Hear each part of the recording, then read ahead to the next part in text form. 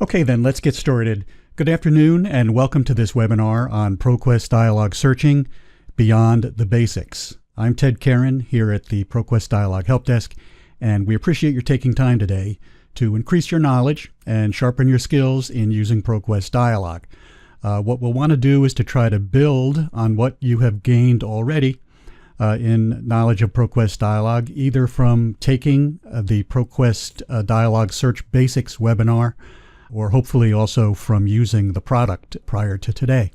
I want to share with you today some tips and techniques that will enhance your search experience and help you to take best advantage of the search engine's full power and flexibility, and help you to get the best results possible from ProQuest Dialog. I'm going to want to spend as much of our limited time here today walking through some live demos of ProQuest Dialog Searching and showing you some of the more advanced methods that you can use in your own searches. But first, we're going to review some of the basics.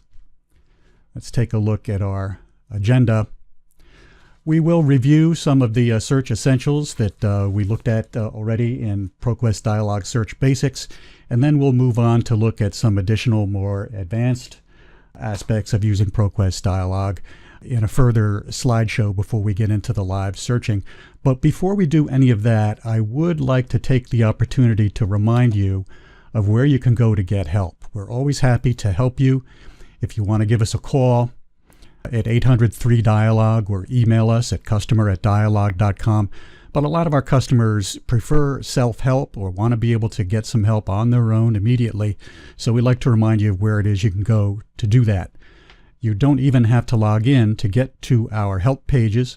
Right here from the login page, which is dialog.proquest.com/professional/, you can go either here to find training and resources, or the other link I'd like to point out here where you can get the help is Contact Us. I'll show you what this is. The reason I want to point out the Contact Us is that you will find a link like that down toward the bottom left that says Contact Us on any of our screens, whether you're on the login page like here, or whether you're on a search page or a results page. You will always find that Contact Us link down there. And when you click on it, this is where it will take you to our main support page. Once you are here, what I would recommend to you is, rather than using these other links that say Contact Us, I'd recommend you scroll down a little bit, because what you'll see right here over on the right side under the guy with the headset is you'll see our call-in number, 800-3-DIALOG here in North America, and our email address, customer@dialog.com. This is a helpful document you can get to that shows you a helpful summary of a lot of the basic things like the proximity connectors, the basic syntax forms. And here you can click on View Training Resources to get to the place where you can sign up for additional webinars, which we hope you'll do. Scrolling down a little bit farther here, you will find a link to the Pro Sheets. This is one of the ways you can get to the Pro Sheets. And as you move into the more advanced searching that we're talking about today, these are going to become more important to you than when you were just doing the basics. And the Pro Sheets, as you'll recall, are the authoritative, definitive source for all of the information that you would need in order to search in any of our databases. There's a Pro Sheet for each of the databases. There are about 100 of them, not including the patent databases. We have about 40 patent databases. You can click here, by the way, to jump down and get a list of the Pro Sheets for the patent databases. There's fewer than 40 of them here because there's a whole group of databases that use just this one Pro Sheet called Global Patents, LNU. That would be like Germany patents full text, France patents full text. About 20-some countries have a full text database, but the databases are all structured the same, so they all use this one Pro Sheet. And then here you see all the others alphabetically. Let's take a look at one of these just to refresh our memory about what you will find in here. One of the databases we're going to use in our sample search today is called Biosis. So let's bring up that Pro Sheet. You may be familiar with this. This is one of the basic and most used of the biomed databases. And like any Pro Sheet, this starts out with a basic thumbnail description of what the database is about, what's in it. Here you can see that in this case, Biosis covers a wide range of all the biological sciences. These ProSheets have been revised recently to show you sample questions that can be answered using the particular database. You'll also see here the dates of coverage. So in this case, Biosis goes pretty far back. It goes back to 1926. So it's a good database not just to research whatever is the latest and greatest, but it's also a database you can use to research medical history. What did medical science know, and when did they know it? This database updates weekly. Some of them update daily or even more than once a day. This one has international coverage. The ProSheet will also show you what are known as the document types. We'll take a look in a little while at how you can use document types to narrow down your searches after you've done the searches. But one thing that's of interest here in this database is that Biosis does cover meetings. That would be conferences, symposia. That is of interest because those meetings where all the experts get together and present their papers are often the type of record where you would find the really cutting-edge material. And so this shows us that Biosis is one of the databases where you can do that. Embase is another. This one covers some 5,400 journals from over 90 countries. And then as you scroll down through any ProSheet, the next thing you'll see is a sample record. If this were a full-text database, you would see a sample full-text record. This is one of the many databases that have citation type info plus abstracts. So that's what you see here. To the left of each part of the record, each field, you will see what are called the field codes. Those aren't actually displayed in the actual records when you download them, but they're here as a convenience, displayed in the sample records of the ProSheet as a way of seeing what these fields are. So some of them are fairly obvious, like TI is the title and AU is the author. Pub is the publication name, in this case the journal Neurology. AB is abstract. But some of them are more obscure. Some of them may be unique to this database. MJCN for major concept. Biological organism, ORM. So there are some fields that you will find in just about any database, and others, MQ for medical and equipment, that are more unusual or even unique to specific databases. So the ProSheet is where you can go to find a comprehensive list of the fields that are available for you to search in that database. So after the sample record, you will see the complete alphabetical list of all of the fields for the database. And not only will it give you the names and a description of each of these fields, but it will also give you an example of how you can do a search within that field using the command search language. So if we wanted to search for the exact phrase progressive multifocal leukoencephalopathy, or its shortened version PML, within the abstract field specifically, this is what that search would look like. And if you haven't used the product for a while and maybe you forget what that kind of search looks like, you can turn to the ProSheet and it will give you an example of a search in each one of these fields. So we'll scroll through these kind of quickly. We're not going to study them here today.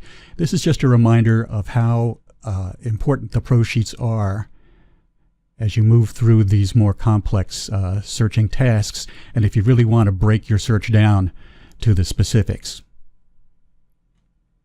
It shows you how to do a search by publication year. YR works the same way as PD for publication date or PY for publication year. They all do the same thing.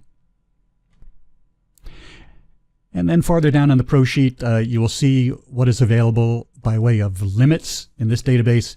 If you were using the advanced search form, you'd be able to limit your search to humans or plants or females just by putting a check mark in a checkbox.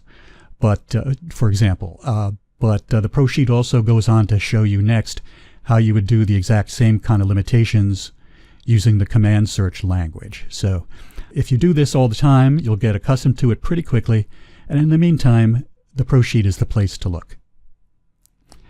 The ProSheet will show you what is available by way of the narrow by filters. Hopefully you've made some use of those. We'll definitely be looking at those again today in our practice searches. And then finally at the bottom you will see a summary of the types of document formats that are available. So that's the ProSheets. Let me go back to this main search page just a little bit further before we get into the PowerPoint. As you scroll down, the next section of interest you'll get to is called Essential Tools. It might be collapsed like this when you first see it. If so, just click that plus sign. And the two parts of this I want to remind you of are the search solutions and the how-do-Is. The search solutions are basically frequently asked questions. These are step-by-step walkthroughs of how to do certain kinds of commonly done searches, and they're categorized by types of search such as patent research, how to find patents by publication or application number, biomed searches, engineering, news and trade. So for example, finding reported adverse effects of a particular drug. That's definitely something you can do very well in our databases on ProQuest Dialog, but the way to do it isn't necessarily obvious just by looking at the database. So this is a place you could turn and just click on that. And each of these search solutions is pretty concise. It'll start out by restating what the topic is, what kind of search it is you're trying to do here. Then it will tell you which databases to use. In this case, they recommend these 3. Here they also recommend some additional databases that you might consider. And then it gives you a command summary, and it shows you how to do the search 2 different ways. Once in the command line mode, and also they show you how to do it in the advanced search mode, which is the kind of template-driven way of searching. By now you've probably seen that. We'll be taking a look at it today. And so initially they just kind of sum it up, the whole thing. But then as you scroll down again, it gives you the whole thing truly step-by-step with screenshots. We're not going to look at each of these, but this starts by showing you how to select your databases, and then how to conduct the search, step by step by step. First in the command line, and then scrolling down, it would show you how to do it in the advanced mode instead. So those are the search solutions, and you may find them very useful. Although, once again, you're always welcome to give us a call instead. The how-do-Is are very similar in that they are step-by-step walkthroughs of how to do various things with screenshots.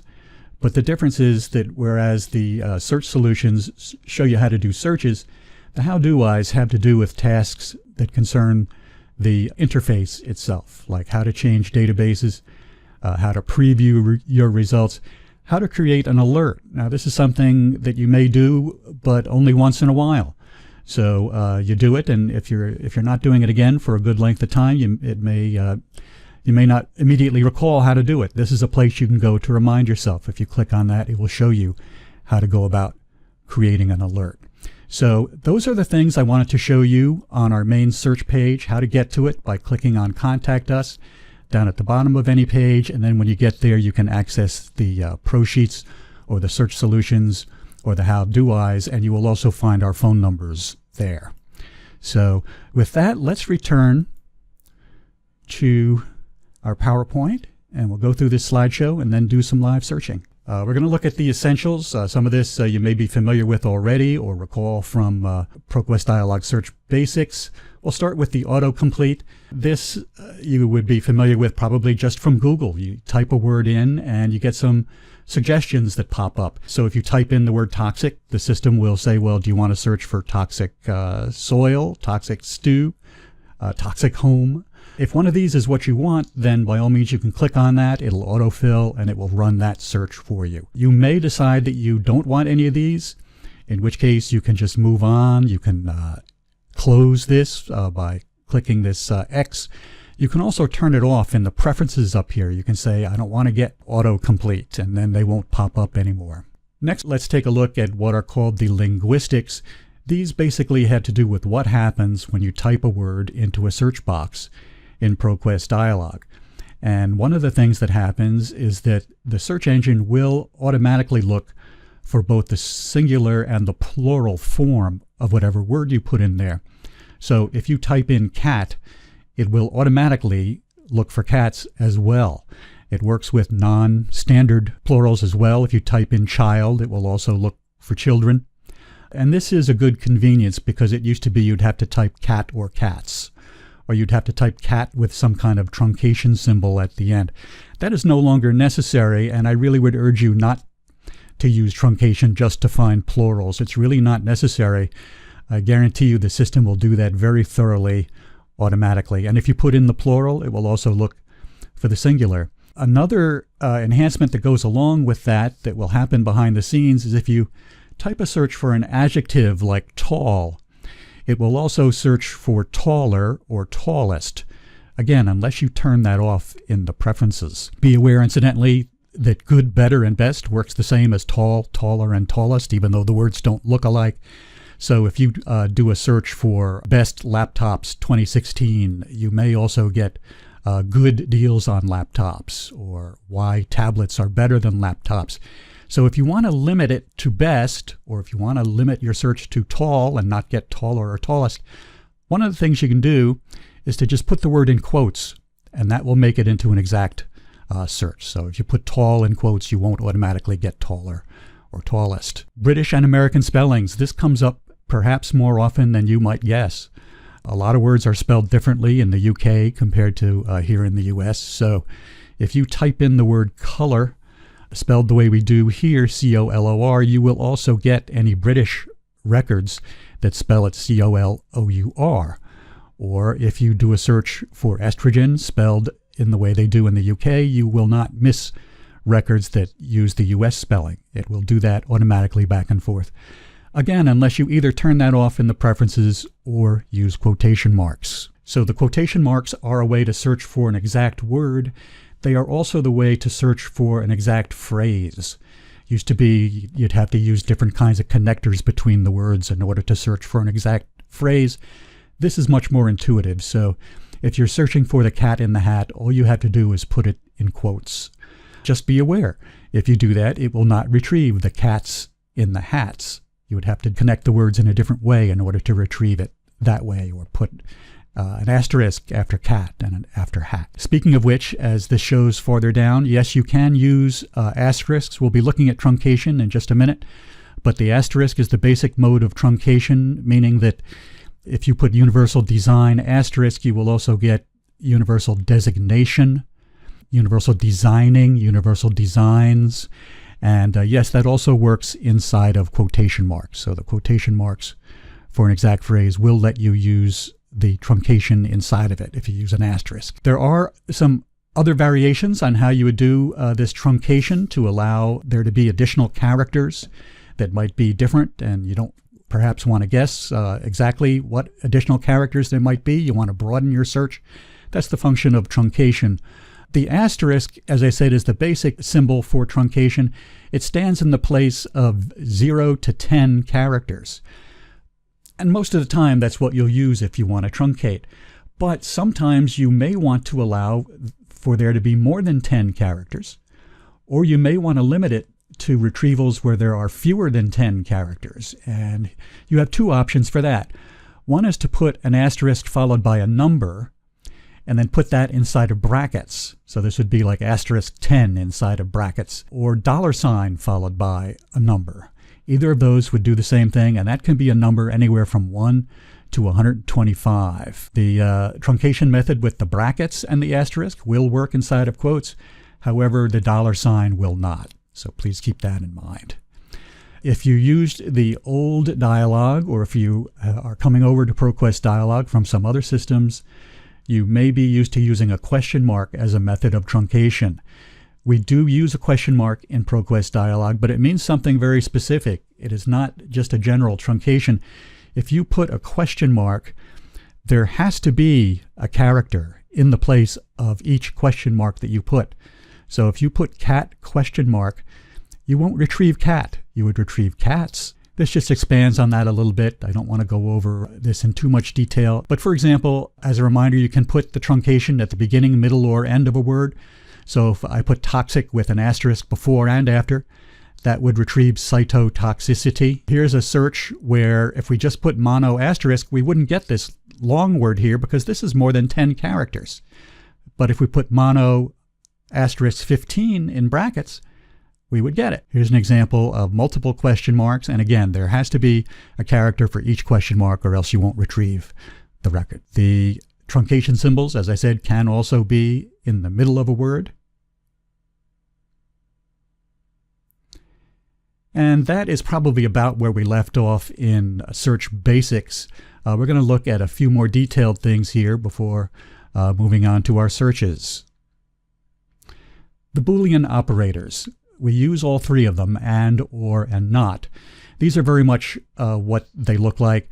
If you search for cat and dog, they both have to be present. You will not retrieve a record unless they're both there in the record.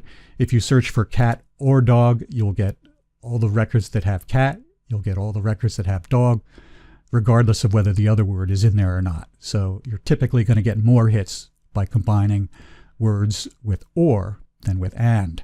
The not Boolean operator is a very powerful tool. You would use that to eliminate any records that contain whatever word comes after the word not. And sometimes you want to do that, but I would urge a little bit of caution with it. You may lose some hits that you would want to get just because they happen to have this word in there. But at times you do want to, in fact, eliminate anything that has a particular word in it. If so, the tip I would offer to you is to put the not part of your search at the end, and I'll show you another slide that illustrates that. I'll also point out here that in ProQuest Dialog, if you just put two words with no connector at all, the and connector will be implied. So if you just put the words cancer research with no quotes, that will search for records that have both cancer and research. The and will be implied. I said I was going to show you another slide about not, and here it is. It's a way of trying to demonstrate that there's a right and a wrong way to use not. If you do two search statements with not and then you combine them, you may find at the end that you've got some records that you didn't think you would have. And the way to make sure that you're truly not getting records with the terms that you don't want would be to do something like this, to put the not at the very end. Like that, or like this. Create your set that has everything in it that you want, and then at the very end, not out what you want to not out. And then it will, in fact, do what you expect it to do. And you will not end up with any records that have your knotted out terms. The proximity connectors. We talked about the Boolean connectors, and, or, and not. Sometimes and isn't quite enough. It may not be good enough for you to know that the two words are somewhere in the article. You may want to take control of how close together those words are. Maybe one of your words you're looking for is used in the record, but it's very near the beginning of the record, and the other word you're looking for is many paragraphs later toward the end of the record, and they're not really used in any relation to each other. So you may want them to be within a certain number of words of each other in order to serve your purposes and make your records more relevant. And that is where the near connector comes in. So if you want to search for cat within 10 words of dog, you wouldn't do cat and dog, you would do cat near /10 dog. If you just put the word near, and that's often abbreviated n/ followed by the number, or you could have the whole word near. If you just put near, it's going to work as though you put near /4. It'll allow up to 4 intervening words. Near /25. This works something similar to maybe a same sentence. If you say you want them to be within 25 words of each other, that might have a similar effect as searching for them within the same sentence. But this is a very useful tool. It's something you can tinker with as you go along. If you're getting too many hits using near 50, you might try near 25 or near 10 to try to tighten up your results. Pre is somewhat like near, except sometimes you want to control not just how close together your words are, but also what order they're in. So if you use the pre connector or the pre-4 or the p/10 instead of near, it's going to work in a similar way to near, except the words have to be in the same order that you put them. So if you put cancer pre/5 research, you'll get anything that has these two words within 5 words of each other or fewer, but they have to be in that order. You can't say that research money often goes to cancer. It won't get that. Cancer gets a lot of money for research would be retrieved. You're controlling what order the words are in if you choose to. Now we get into some less used proximity connectors. The near and pre, as well as the Boolean connectors, are probably all you'll use day in and day out. There's also a connector called link, abbreviated LNK. It has a few purposes. It has a specialized meaning within the Embase and Medline databases for what are called parent and child relationship between a term and its subheadings or qualifiers. I am going to show you today how to use the thesaurus to do this kind of search. And if you do that, I strongly recommend that method, because that way you won't have to worry about any of these. You won't have to remember how to do these different formations. I put this slide here just to show you what these look like.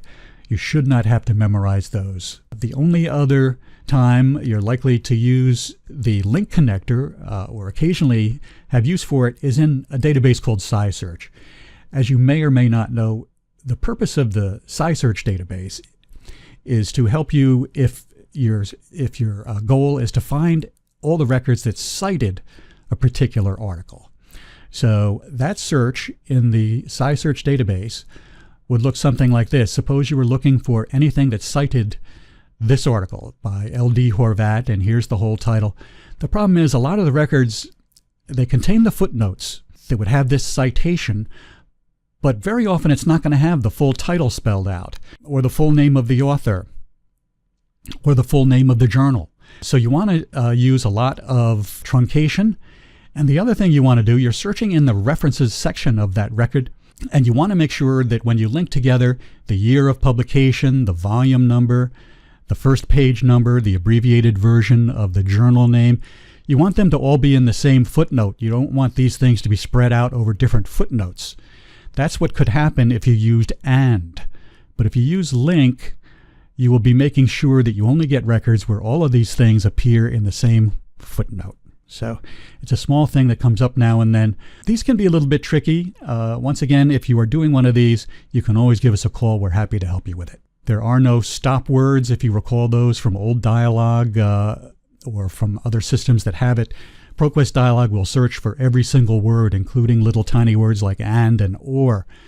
However, if you're searching for any of these words, don't forget that these are proximity connectors, and they will work as proximity connectors in your search unless you tell the search engine, no, I'm looking for this as a word.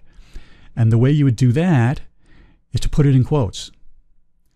That way the search engine knows you're not looking for this or that. You're looking for the word this and the word or and the word that.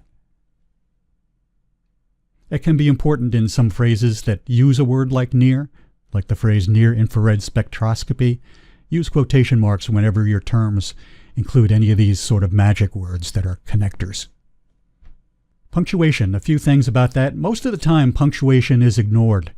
The search engine simply doesn't look at it, but a few punctuation marks do serve a definite function. A hyphen in between two words is going to work the same as pre-zero.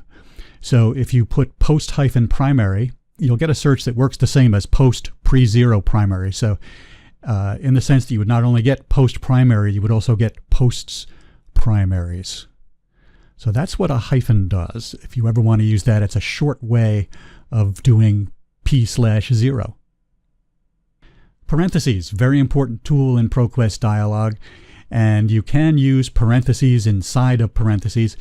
You normally want to use parentheses anytime you're ORing together any two or more terms, and you'll often use it just to keep things working as you want.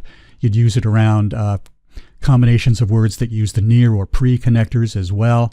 And when you start ORing things together and then you near them together and then you combine that with other ORed together terms, you'll find yourself using more than one pair of parentheses. That's perfectly okay. There's some danger if you make it too complicated that you may kind of lose track, and if so, you will get an error message that tells you that you have mismatched parentheses. If you get that error message, take another look at it, make sure that the parentheses match up. You may, in that case, want to sort of break it up. Perhaps if you have a problem with that, search for only parts of this longer search and then combine them afterward, or give us a call and we'll help you to get that straightened out. Order of processing seems kind of an obscure aspect of searching. It has to do with the way the search engine behind the scenes applies the connectors when there's more than one of them in the same search statement. And just so you know, they work in this order. First, it will look at parentheses. Then it will look for anything connected with near and pre. And after it applies that, it will look in this order for and, or, and not. And that sounds very hypothetical, and you might wonder what difference that makes to you. So let me show you an example here. If we do a search that looks like this, with no parentheses, if we put dog or cat and food or nutrition, we can probably, as humans, look at that and know what it is that this person who wrote this search is trying to do. They're looking for one of these two types of animal, and they also want one of these two words for food to be in there. However, because of the order of preference, the and is going to get applied first. And so it's going to search this way. It's going to first look for anything that has cat and food, and it's going to OR that together with anything that's got dog and anything that's got nutrition. You're going to get too many hits. This is not going to work the way you want it to. The way to make this work correctly is to put parentheses around the terms that are ORed together. So the parentheses, you remember, come first in the order of preference, and they are the way to keep your search running the way you want it to run. And the main thing to do with the parentheses is to always use them when you're ORing together terms. That's a good habit, and it will really help you to make sure that your searches run the way you want. We'll take a look at field indexing before we go into the live searching. Sometimes you want to search not just anywhere at all in a record, but within a particular field. You want only the records that have dog or cat or cancer or something in the title or in the abstract, or in some of the specialized fields like the EMB field in Embase. These are all in the Pro Sheets. These are just a few of the more common ones we're looking at here. So here's what that search looks like in the command search mode. If we're looking for the words cancer and research in the title field, we would put the title code, TI, followed by parentheses. And the words that we're looking for in that field, we would put inside of the parentheses. No quotation marks here, so we're looking for the word cancer and the word research in the title field. Notice there's no space here. If you were to put a space between the field code, TI, and the open paren, the search engine would think you're trying to look for the word TI, as well as the word cancer and the word research, and there's really no word TI, so you would get few or no hits. So watch out for that error. Don't put a space between the field code and the parenthesis. You can search within multiple codes at once, like this. If we do this search, we're looking for agriculture or agricultural truncated within 3 words, of fertilized truncated, and we're looking for anything that has those words in either the title or the abstract or the subject field. And you can combine as many fields as you want this way, but again, don't put any spaces. Just put a comma here, no space. And that's all I really wanted to look at here during this live presentation. And at this point, let's go ahead and do some live searches. We'll go ahead and log in. All right, we're going to go directly to the advanced mode. You'll remember there's a basic search mode that just looks like this. There's command line mode with a much bigger search box. We're going to use the template type search form here initially. Advanced search. And let's go into 3 of the biomed databases. We're going to end up searching in Biosis and Embase and Medline, but for reasons that I'll explain as we go along, we're going to start out only in Embase and Medline.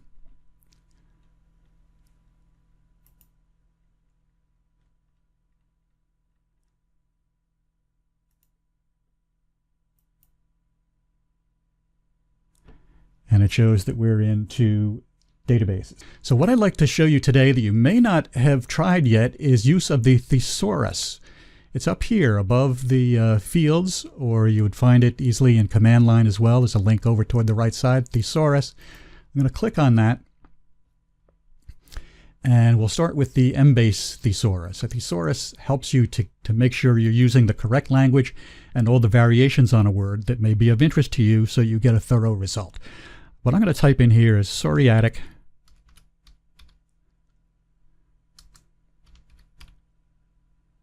arthritis.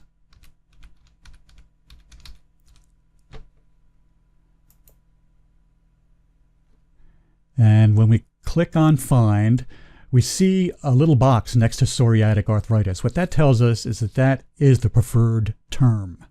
Let's click on it. This shows kind of the hierarchical breakdown, what it falls under and whether anything falls under it. But I want to go to the relational view, and I'll show you why. You can see that there is a broader term, namely arthritis. If there were narrower terms, that would be of interest, because at that point we would decide, do we want to put a check mark next to explode? What that would do would be to make it into a search not only for psoriatic arthritis, but also for any of the narrower terms. That doesn't come into play here because there are no narrower terms. The other check mark that you have available here in the thesaurus is you could put a check mark next to major. I'm not going to do that, but what that would mean is that you would only get records where psoriatic arthritis is in there as a major term. And since any given record is only going to be indexed with maybe about 2 terms as the major term, that's going to narrow it down more than I'm trying to do at the moment. We could go back and do that later if we wanted. Let's look at what these are. These sticky notes here is what they're supposed to be. This shows us what this term is used for in this database. Ever since 1974, psoriatic arthritis has been the preferred term for any of these things. Now, some of these I might have known already, psoriatic arthropathy, but I'd never heard of Albert-Baden disease or some of these other things. But I learned about it just by clicking on that sticky note. And one of the things you can do with this is you can copy-paste this into a Word document. And then if it's a phrase, you put quotes around it, and you replace these dots with ors. And now you've got a term search that you can use for searching in databases that don't have a thesaurus. And that's what we're going to do in a little while. I actually copy-pasted these into a Word document before we started today. This funnel shape here, what this means is these are what are called qualifiers or limiters. This works a little bit different in each of the databases that has a thesaurus, but you use 1 or 2 thesauri and you get the hang of it. Let's pick a few of these. We're going to narrow this down to the records that we don't want, let's say, surgery. We want non-surgical treatments like rehabilitation. Disease management is a good one. Drug therapy and therapy. We'll let them be OR'd together, and when we click Add to Search, look what happens. That fills in. So we're going to go ahead and create this set. Rather than search, which would take us directly to a results list, here in Advanced Search we can click on Preview Result Counts, and we'll build up our sets. So right down here we see our set 1. This is only in Embase because that's the only database essentially that has that EMB field. Let's clear that out and do our Medline search. Okay, so we'll go back to Thesaurus, and this does not jump out at you, does it? It's almost hidden up here. Select another thesaurus. You see it up there? You click there, and this is where we get the opportunity to click on the Medline thesaurus. Psoriatic arthritis is still filled in, so we just click Find, and we get a slightly different result than we did in Embase, but we're going to do the same steps. We'll put a check mark because it's the preferred term. Click on it. We're here in the relational view. There are no narrower terms, so we don't need to worry about explode. We're not going to use major. We'll look at the sticky note, and this has a few terms here that it's used for in this database, so I copy-pasted those as well earlier. And now we're going to use the funnel to get some limiters. This is a little bit harder to use than the Embase one. It's just a long list. But let's pick a couple of things here. Drug therapy.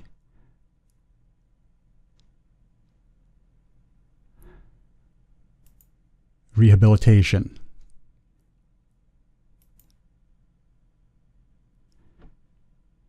Preview result counts. And this will create our set 2, which is our Medline records. At this point, let's go back here to Databases and add Biosis. Biosis previews.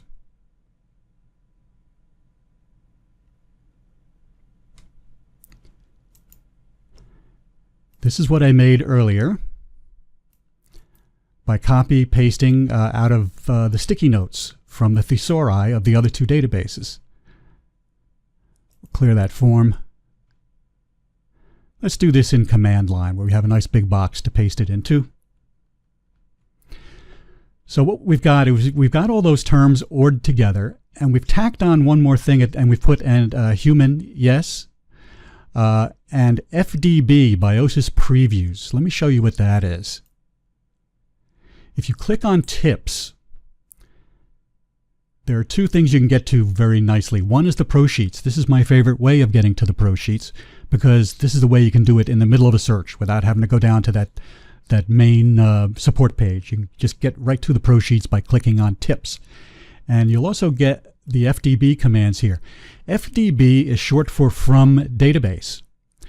And you see an example of how this is done using either the code numbers, the database ID, or the database shortcut, which is likely to be a shorter version of the database name.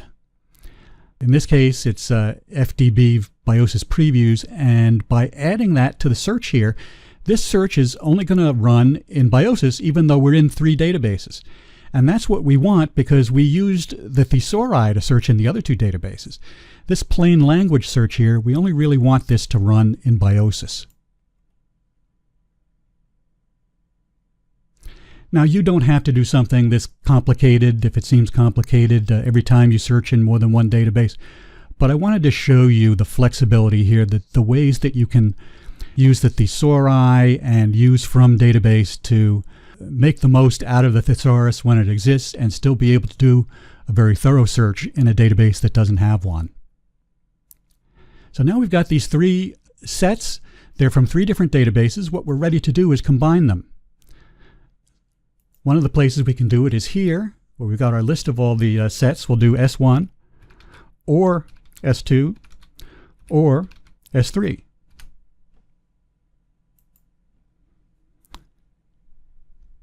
By ORing them together, we put them all into kind of one big ball, and this will be all of the articles.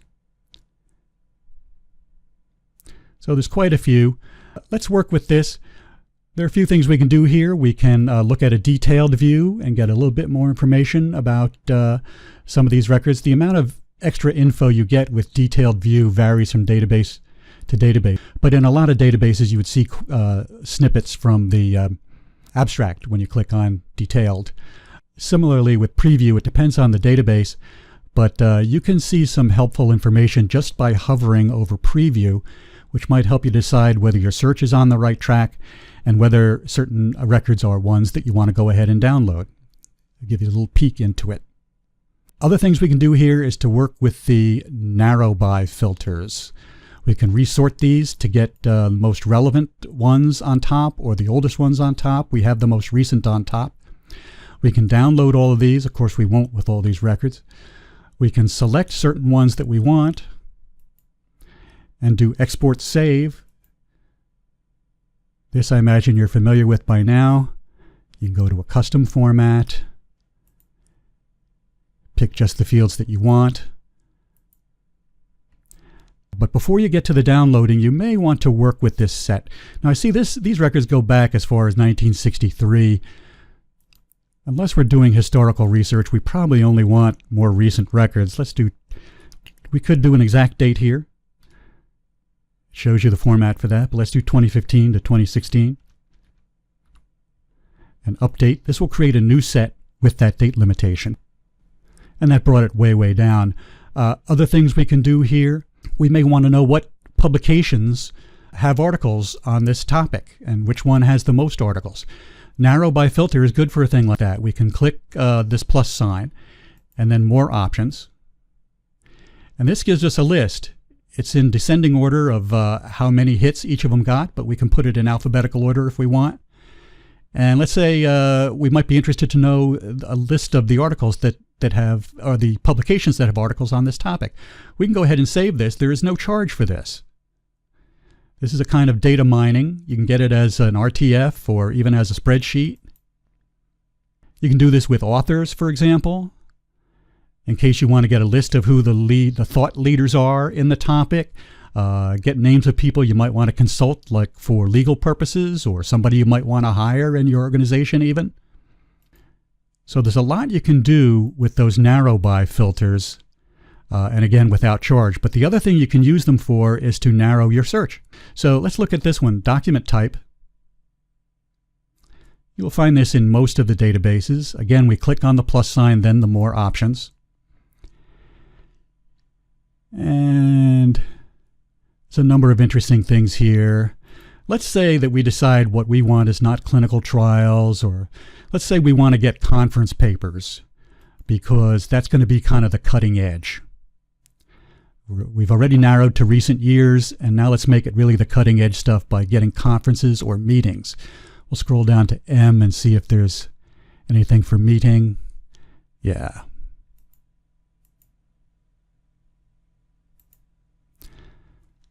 So we click narrow my results, and this creates a new set with only those document types.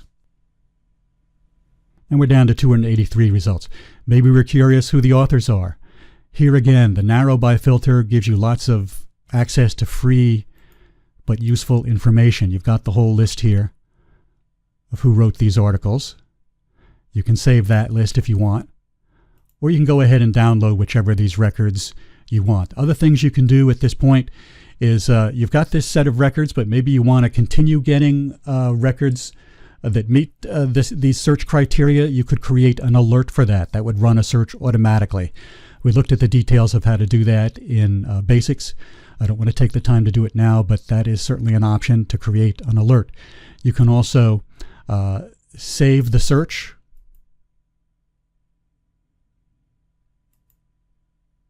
Here we're going to choose the option that saves the whole strategy, and you just give it a name. Project code if you like, and save it. And then afterward you would find it here in your My Research area. You'd be able to just click on these searches and rerun them automatically by using saved search. Saving the search is not to be confused with another thing you can do here, where you can save the whole strategy together with the database list and everything. I'm going to click up here on recent searches, and the first thing I'm going to do is click set here so that the sets are in order from 1 to whatever it is, instead of from the top down, most recent down. And then if I do export all searches and I choose RTF,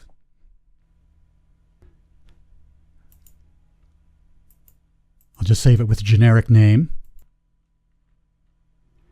And here we have all these searches. What I could do, if you had a problem with your search, if you had a question about it, if it didn't run right, a good thing for you to do would be to save the strategy, export the strategy, and the way I just showed you, and email this to us. And what we would do is go into these databases, and we can just copy paste this whole strategy into a command search box and run the whole thing automatically. Or you could go back later if you want to rerun the search. This is one of the ways you can do it, besides saving the strategy to My Research. So we've looked, I think, at just about everything that could be done with that particular search. We created the search using various types of tools, including the thesauri. We looked at how to narrow it using the filters, how you could save the search, create an alert with it. Let's move on and fit in just a couple of other searches in our remaining minutes. Let's do an engineering search. I'm going to go into two of the most commonly used engineering databases, EI Compendex from Elsevier and Inspec. These are both very broad-based engineering databases that you would use in almost any kind of engineering search. And let's use these databases as a way to show you how to do an author search. This is a common type of search. There are a few ways to get to it, but one is by going into Advanced Search and pick author as the field here. And that makes this link pop up, look up authors. And I do recommend using these lookup tools for things like authors or patent assignee, or a company name is another one you can use it for. Let's say we're looking for something by a guy who I know by the name of Manny Tentzaris.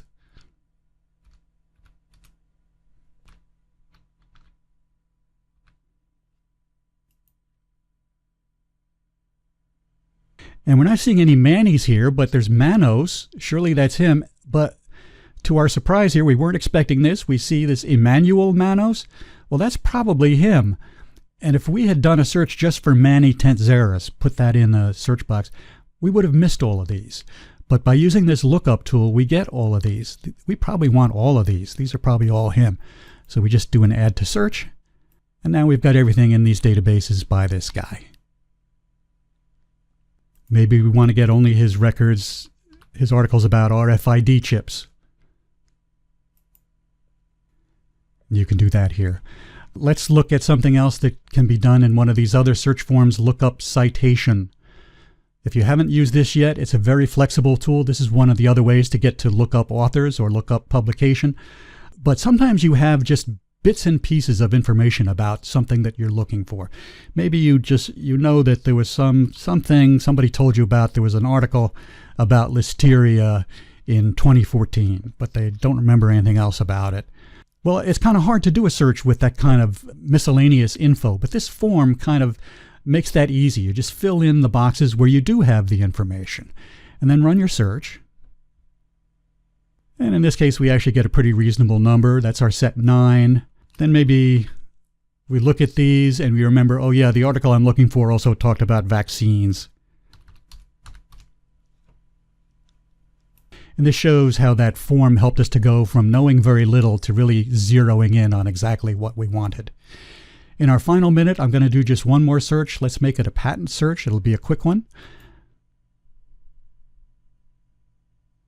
I don't know how many of you do patent searches, but ProQuest Dialog has an excellent collection of patent databases. I'm going to go into INPADOC, which covers a great many countries. It's very broad, and I'm going to show you, it has the command line mode and the advanced mode, the basic, but it has this form called lookup patent.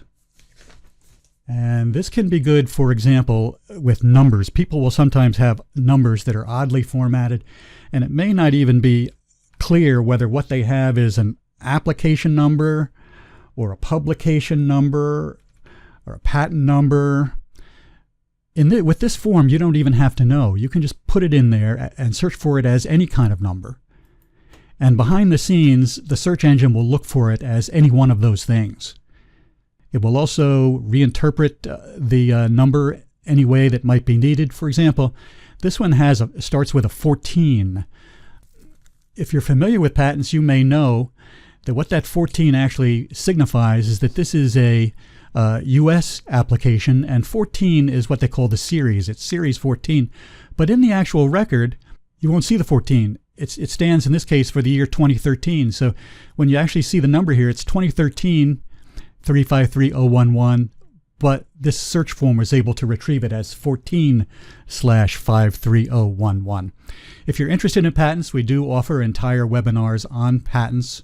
I want to thank you once again for taking time with us today. Please enjoy the rest of your day.